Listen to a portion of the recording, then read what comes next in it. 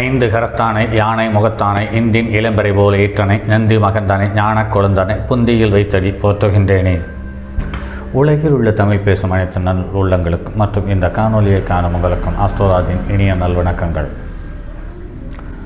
ஜோதிட பதிவுகளை தாண்டி இயல்பு வாழ்க்கைக்கு மனிதனுக்கு என்ன தேவையோ அது சார்ந்த சில தகவல்களையும் தருவது என்று முடிவு செய்திருக்கிறேன். அந்த வகையில் இன்று உங்களது உடல் எடை உங்களுடைய கட்டுப்பாட்டை விட்டு மீறி போகிறதா, அதற்கு டயட் என்ற ஒற்றை வார்த்தையில் உணவு கட்டுப்பாட்டு நிலையில் வாழ்கிறீர்களா? இனி உணவு கட்டுப்பாடு தேவையில்லை. நான் சொல்லக்கூடிய தகவல்களை பின்பற்றி பாருங்கள். நீங்கள் இயல்பு வாழ்க்கையிலிருந்து சாப்பிடுவதை எதையும் குறைக்க வேண்டாம்.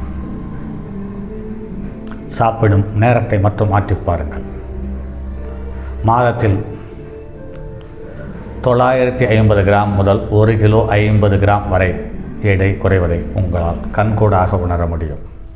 இதற்கு முதல் கட்டுப்பாடு, சூரிய உதயத்திலிருந்து சூரிய அஸ்தமனம் வரை எது வேண்டுமானாலும் சாப்பிடுங்கள். சைவம் அசைவம் எதுவாக இருந்தாலும் சாப்பிடுங்கள்.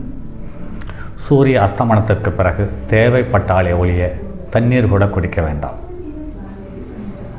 நீங்கள் கேட்கலாம், இவ்வளவு காலமாக இப்படித்தானே சாப்பிட்டோம், அதாவது சூரிய அஸ்தமனத்திற்கு முன் சாப்பிடும் பொழுது நள்ளிரவில் பசிக்காதா? நிச்சயமாக பசிக்காது. அதில் எந்தவித சந்தேகமும் வேண்டாம். சூரிய ஒளி இருக்கும் பொழுது இந்த உடலில் உள்ள நிறைய உறுப்புகள் இயல்பாக செயல்படுகிறது. சூரிய ஒளி இந்த பூமியில் படுவதை நிற்கும் பொழுது உடலில் உள்ள சில அங்கங்களும் சில உறுப்புகளும் தன்னுடைய வேலையை இயல்புக்கு குறைவாக செயல்படுகிறது அல்லது இயங்குகிறது என்று சொல்லலாம். அந்த வகையில் பார்க்கும் பொழுது கணையம் என்ற ஒரு அற்புதமான ஒரு உடல் உறுப்பு சூரிய அஸ்தமனத்துக்கு பிறகு தன்னுடைய இயக்கங்களை குறைத்துக் கொள்வதாக மருத்துவ உலகம் சொல்லுகிறது. ஏன் சித்த மருத்துவர்களும் சொல்லுகிறார்கள். அந்த வகையில் இந்த உணவு பழக்கத்தை மட்டும் மாற்றும் பொழுது அந்தந்த உடல் உறுப்புகள் இயல்பாக செயல்படுவதற்கு ஏதுவான சூழ்நிலையை நாம் அமைத்து தருகிறோம். அதற்கு அடுத்து மேலும் சில மாற்றங்களை எடுத்துக்கொள்ளுங்கள். எந்த காரணத்துக் கொண்டும் வெள்ளை சர்க்கரையை தொடாதீர்கள். அடுத்து புளியை தொடாதீர்கள். அடுத்து பால் என்ற பொருளை தொட வேண்டாம்.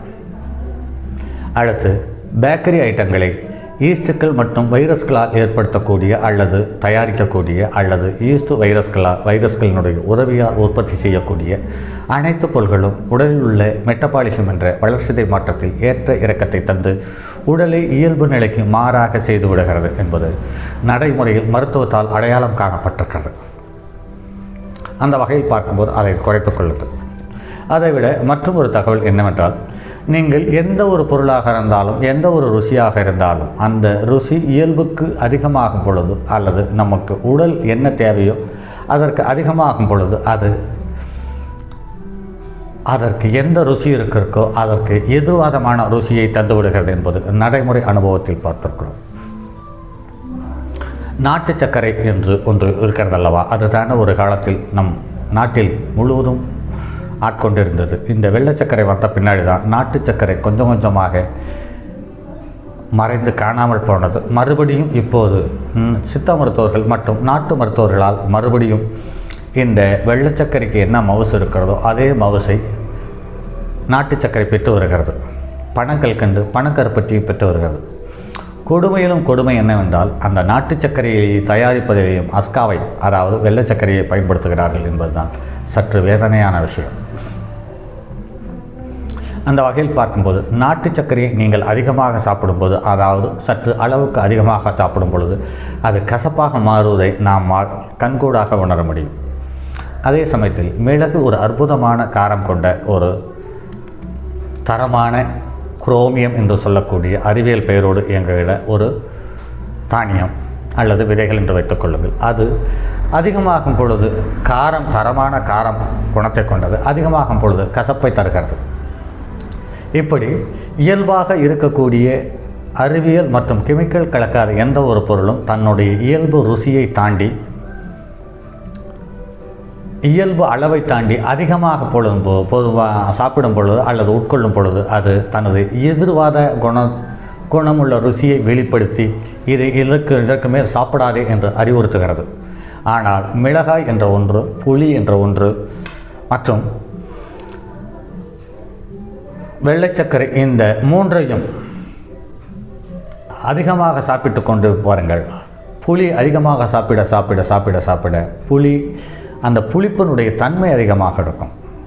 மிளகாய் என்று பார்க்கும் பொழுது அதனுடைய சாப்பிட சாப்பிட உடல் பாதிக்கும் அளவுக்கு போகுமே ஒழிய, ஆனால் அதனுடைய ருசியும் காரமும் மாறாது.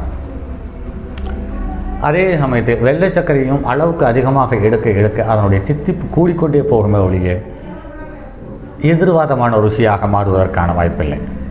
இப்படி இந்த புளி இயற்கையாக காட்டில் இருந்த ஒரு வகையான காட்டுவாசிகள் சமைத்து சாப்பிடும் பொழுது இந்த காய் என்னவோ ஒரு காய் தொங்குகிறது, இதையும் சேர்த்து சாப்பிட்டு பார்த்தால் என்ன என்று பச்சை காய்கறிகளோடு இணைத்து அரைத்து சாப்பிட்டும் பொழுது அது ஒரு ருசி என்று உணர்ந்த பொழுது அதையும் காட்டில் இருக்கக்கூடிய மனிதன் நாகரிகம் மாறி மாறி ரோட்டுக்கு வந்து, பட்டணத்துக்கு வந்து, பட்டிக்காட்டுக்கு வந்து கூட்டங்களாக சேரும் பொழுதும் அதனுடைய ருசியை இழக்க விரும்பாமல் அதோடு சேர்த்து கொண்டார்.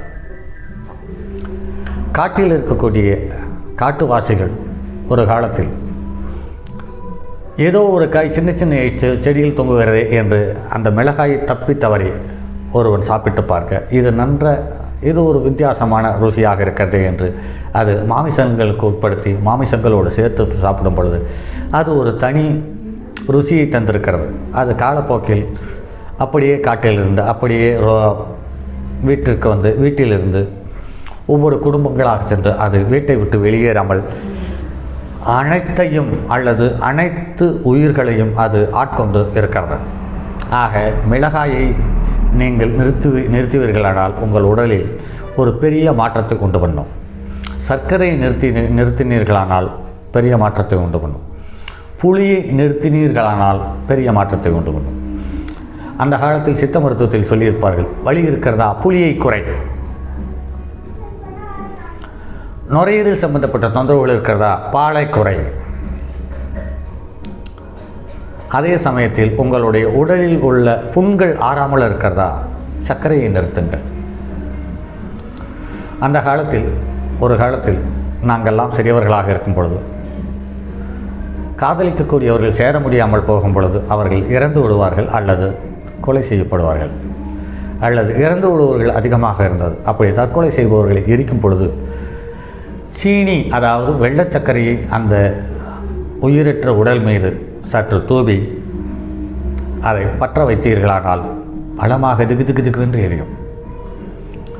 இன்றும் பட்டிக்காட்டில் இருக்கக்கூடிய இறந்து போன சடலங்களை எரிப்பதற்காக எத்தனிக்கும் பொழுது இந்த வெள்ளை சர்க்கரையை அதிகமாக பயன்படுத்துகிறார்கள். ஆக உடலில் உள்ள புண்கள், காயங்கள் இது இருக்கும் பட்சத்தில் அவர்கள் வெள்ளை சர்க்கரையை தவிர்ப்பது உங்களுடைய நோய் குணமாவதற்கான ஒரு அருமையான வழியாக கண்டிப்பாக மாறும். எண்ணற்றவர்களுக்கு சொல்லி இது நடைமுறையில் ஒத்துப்போகிறது. அதற்கு அடுத்து ஒரு பொருள், இது சித்தர்கள் பிரபஞ்சம் என்ற பகுதியிலிருந்து எடுக்கப்பட்ட ஒரு தகவல்கள். இதை கடந்த 7-8 வருஷமாக பின்பற்றி தொடர்ந்து அதை கடைபிடித்து வருகிறேன்.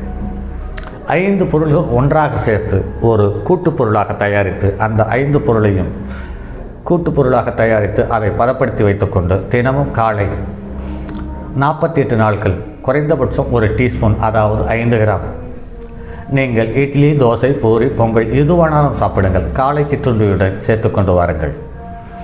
48 நாட்களில் உங்கள் உடலில் உள்ள எந்த நோயாக இருந்தாலும் அந்த நோய் நீங்கள் இயல்பான மருத்துவத்தோடு கைகோர்த்து கொண்டே இதை பயணித்து பாருங்கள். நோய் இயல்பு வாழ்க்கையில் கொஞ்சம் கொஞ்சமாக அதனுடைய வீரியம் குறைந்து நம்மளுடைய உடல் நலம் தேர்வதை கண்கூடாக பார்க்கலாம். அந்த பொருள்கள் மிளகு, வால்மிளகு, ஜீரகம், இந்த ஒவ்வொன்றும் 250 கிராம், கருஞ்சீரகம் 150 கிராம், இந்துப்பு என்று சொல்லக்கூடிய பாறை உப்பு 65 கிராம். இந்த மிளகு, வால்மிளகு, ஜீரகம் இந்த மூன்றையும் தனித்தனியாக காய வைத்து, தனித்தனியாக அரைத்து, தனித்தனியாக வறுத்து, தனித்தனியாக அரைத்து, தனித்தனியாக சலித்து எடுத்து ஒன்றாக சேர்த்து கொள்ளுங்கள். கருஞ்சீரகத்தை வறுக்கக்கூடாது. வறுத்தீர்களானால் அரைக்கும் பொழுது எண்ணெய் பிசுபிசுப்பு வர ஆரம்பித்துவிடும். ஆக கருஞ்சீரகத்தை வறுக்காமலே அரைத்து கொள்ளுங்கள். அடுத்து இந்துப்பு கல்லாக வாங்கினாலும் பொடியாக வாங்கினாலும் தரம் ஒன்றுதான். ஆக பொடியாகவே வாங்கிக் கொள்ளுங்கள். இதை அனைத்தையும் ஒன்றாக சேர்த்து ஒரு நாள் வெயிலில் உலர விடுங்கள். மறுபடி அதை எடுத்து கண்ணாடி பாட்டல் அல்லது பீங்கான் நகையில் சேர்த்து வைத்துக் கொள்ளுங்கள். குழந்தைகளுக்கு 2.5 கிராம், அதாவது 6 வயதுக்கு குறைந்த குழந்தைகளுக்கு 2.5 கிராம் போதுமானது. அந்த 2.5 கிராமும் நெய் அல்லது நல்லெண்ணெய் சேர்த்து சாப்பிட கொடுங்கள். 12 வயதுக்கு மேலானவர்களுக்கு 5 கிராம் வெறும் சாப்பாட்டில் கலந்து சாப்பிடுங்கள். இந்த சாப்பிடும் பொழுது 2-3 வாய் சாப்பிடும் அளவுக்கு இருக்கும். அது வரையில் நன்றாக மென்று சுவைத்து சாப்பிடுங்கள். நன்றாக எச்சில் ஊறும், கண்ணீரில் கண் தண்ணி வரும், மூக்கில் சளி ஊறும். இதை பற்றி ஒன்றும் கவலைப்பட வேண்டாம். மறுபடி இயல்பாக சட்னி சாம்பாரோடு சேர்ந்து 1 வாய் சாப்பிட்டு விட்டு தண்ணீர் குடியுங்கள். இப்படி ஒரு 48 நாட்களுக்கு எந்த நோய் எந்த வயதில் இருந்தாலும் சரியே அவர்கள் 3 வேளை சாப்பிடக்கூடிய உடல் தகுதி இருந்தால் போதுமானது. இது உங்களை எந்த விதத்திலேயும் தொந்தரவு செய்யாது. இது உங்கள் உடல் எடையை படபடவென்று கீழே குறைக்கும். உடலில் உள்ள இருந்து உருவாக்கக்கூடிய அனைத்து வியாதிகளுடைய தன்மையினுடைய வீரியத்தையும் குறைக்கும். இதை இப்படி ஒரு 48 நாளைக்கு சாப்பிட்டு விட்டு அதற்கு மேல் வாழ்நாள் முழுவதும் இதை வீட்டில் வைத்துக் கொள்ளுங்கள். உங்களுடைய இயல்பு நிலைக்கு மாறாக என்னைக்கு சாப்பிடுகிறீர்களோ அன்னைக்கு இதை இரவு சாப்பிட்டாலும் சரி, காலையில் சாப்பிட்டாலும் சரி. இயல்பு நிலைக்கு மாறி உண்பது என்பது என்ன என்று பார்க்கும் பொழுது, ஒரு அசைவம் சாப்பிடுகிறோம், ஒரு விருந்து சாப்பிடுகிறோம், எண்ணெய் பதார்த்தங்கள் அதிகமாக சேர்த்தக்கூடிய பலகாரங்கள், இனிப்புகள் சாப்பிடுகிறோம். அதையும் தாண்டி ஒரு சில விசேஷங்களுக்கு, விசேஷ நிகழ்வுகளுக்கு, திருமணம் மற்றும் விசேஷ நிகழ்வுகளுக்கு போகும் பொழுது அங்கு எல்லா விதமான ருசிகளையும் தந்து முற்றும் ஒரு இயல்பு நிலைக்கு ஒத்துப்போகாத அறிவியல் மூலம் உருவாக்கக்கூடிய ஐஸ்கிரீமையும் தந்து, அதோடு சேர்த்து பழத்தையும் தந்து, பற்றாக்குறைக்கு சும்மா போக வேண்டாம், அப்படியே போதையோடு போய்கொண்டிருங்கள் என்று சொல்லி ஒரு பீடாவையும் கொடுத்து அனுப்புகிறார்கள். அந்த நாளில் இதை சாப்பிடுங்கள். இப்படி சாப்பிட்டு வரும் பொழுது உங்களுடைய உடல் இயல்பு நிலையோடு ஒத்து பயணிக்கக்கூடிய ஒரு சூழ்நிலை வரும் பொழுது உங்களுடைய உடல்நலம் திருப்திகரமான ஒரு சூழ்நிலையை தரும் என்பதில் மாற்றுக்கருத்தில்லை. மற்றும் இன்னும் சில காணொளிகள் தந்த பிறகு மற்றும் ஒரு தகவலை கொடுப்போம். நான் தரக்கூடிய இயல்பு வாழ்க்கைக்கு பொருந்தக்கூடிய தகவலாகவே பார்த்து தேர்ந்தெடுத்து உங்களுக்கு தருகிறேன். இதில் நான் சொல்லக்கூடிய எந்த ஒரு பொருளும் உங்களுக்கு புதிதல்ல. உங்கள் வீட்டில் சமையல் ரூமில் உங்கள் தாத்தா பாட்டி காலத்தில் இருந்து சாப்பிட்டு வந்த பொருள்களை தவிர மற்றது எதுவும் இல்லை. ஆக தைரியமாக இதை தயாரித்து சாப்பிட்டு வாருங்கள். இதை கொஞ்ச காலத்தில் உங்களுக்கு நன்றாக இருக்கும் பட்சத்தில் உங்களுடைய சொந்த பந்தங்களுக்கு அறிமுகப்படுத்துங்கள், சொந்த பந்தங்களுக்கு கொடுங்கள். இது உங்களுடைய இயல்பு வாழ்க்கையிலிருந்து ஒரு பெரிய மாற்றத்தை தரும் என்பதில் மாற்றுக்கருத்து நிச்சயமாக இருக்க முடியாது.